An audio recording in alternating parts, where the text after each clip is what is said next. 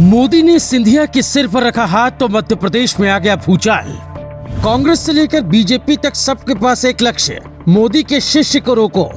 मोदी से मिला सिंधिया को इनाम, घबराहट से एमपी के नेता हो गए धड़ाम। क्या सिंधिया मोदी का अगला मास्टर स्ट्रोक है? शाह के बाद सिंधिया मोदी के बने हनुमान। एमपी से लेकर यूपी तक, दिल्ली से लेकर हिमाचल तक सिंधिया कर रहे हैं प्लान तैयार। सिंधिया को मोदी ने सिखाया प्लान, इस बार कांग्रेस को एमपी से कर दो साफ, फिर मिलो दिल्ली में, ले जाओ बड़ा इनाम।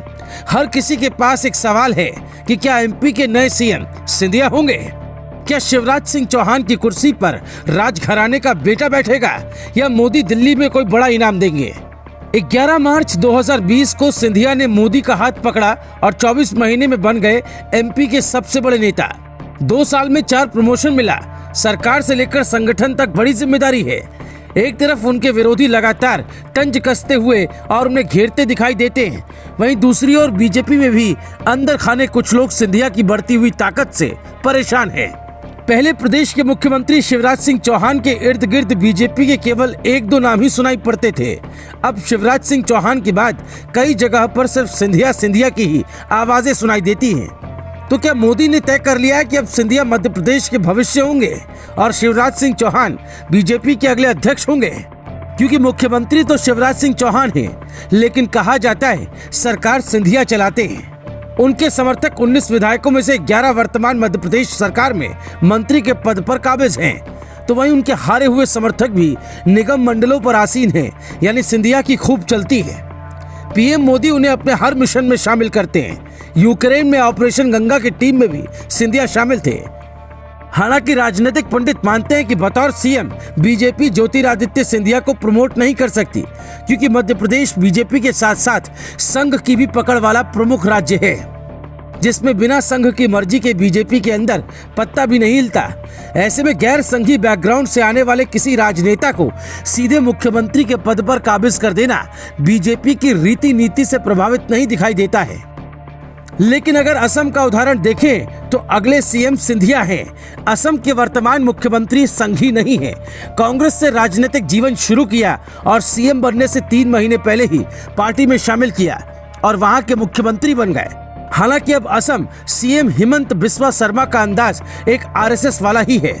कुछ दिन पहले ही सिंधिया एमपी के ग्वालियर में थे। उस वक्त वो जैन मुनि विहर्ष सागर महाराज के कार्यक्रम में शामिल होने गए थे। मंच से मुनि सागर महाराज ने तो दावा कर दिया कि वो अगले सीएम होंगे, जिसके बाद सियासी बाजार में कानाफूसी शुरू हो गई थी। तब जैन मुनि विहर्ष सागर महाराज ने कहा था, सिंधिया को कुछ दिनों में आप मुख्यमंत्री के तौर पर देख सकते हैं। जैन मुनि विहर्ष सागर महाराज ने कहा कि सिंधिया परिवार ने हमेशा ही धर्म के प्रति अपनी आस्था जताई है, जनसेवा को अपना माध्यम बनाया है।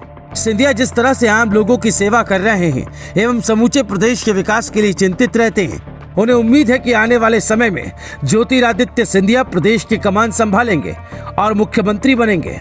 युद्ध कोई भी हो, चाहे महाभारत का हो या राजनीति का हो या युद्ध धर्म का हो, जीतने के लिए 3 चीजें जरूरी होती हैं। पहला गुण धर्म है, जो महाराज सिंधिया में साफ झलकता है। दूसरा गुण होता है साहस, वो ये गुण अपने कार्यों से दिखा चुके हैं। तीसरा गुण होता है धैर्य, जो उनके बारे में समझाने की जरूरत नहीं है। दिल्ली से लेकर ग्वालियर तक इनके लिए खूब फील्डिंग हो रही है। जिन 2 मंत्रियों ने मोदी का दिल जीता है, उनमें एक नाम इनका भी है। जिस तेजी से एयरपोर्ट का काम शुरू हो रहा है, उससे मोदी गदगद है और सिंधिया उनकी गुड लिस्ट में है। कांग्रेस भी शिवराज से ज्यादा सिंधिया को घेर रही है। ग्वालियर के बड़े नेता डॉक्टर गोविंद सिंह को नेता प्रतिपक्ष बनाया गया है, जिससे साफ संदेश जाता है कि 2023 के चुनाव में लड़ाई सिंधिया बनाम ऑल होगी, जैसे यूपी में थी। और आरएसएस अगर मान गया तो सिंधिया की ताजपोशी कोई रोक नहीं पाएगा। हालांकि लोग ये तक कहते हैं कि सिंधिया मोदी की टीम से जाने को तैयार नहीं है, वो मोदी के साथ ही काम करना चाहते हैं। इस पर आपको क्या लगता है, हमें जरूर बताएं। Bureau report.